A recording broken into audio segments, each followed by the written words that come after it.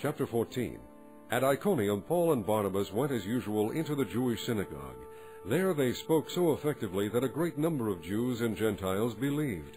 But the Jews who refused to believe stirred up the Gentiles and poisoned their minds against the brothers. So Paul and Barnabas spent considerable time there speaking boldly for the Lord, who confirmed the message of his grace by enabling them to do miraculous signs and wonders.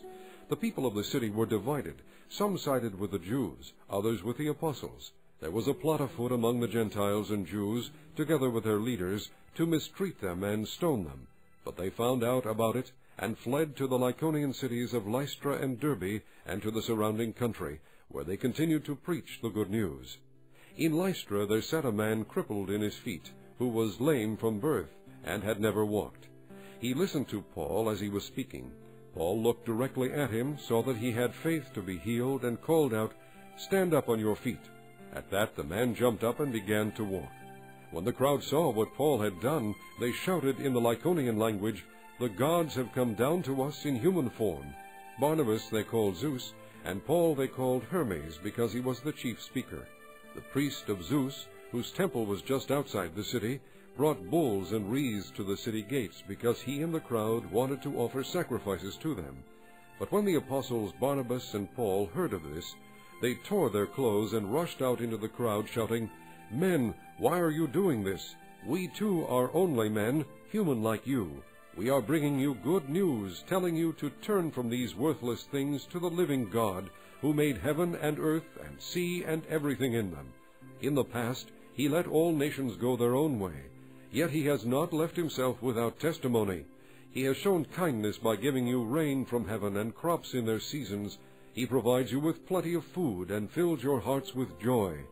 Even with these words they had difficulty keeping the crowd from sacrificing to them.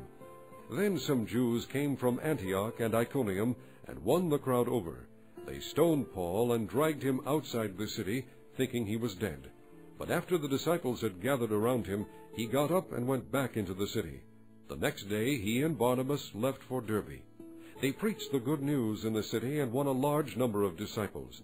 Then they returned to Lystra, Iconium, and Antioch, strengthening the disciples and encouraging them to remain true to the faith.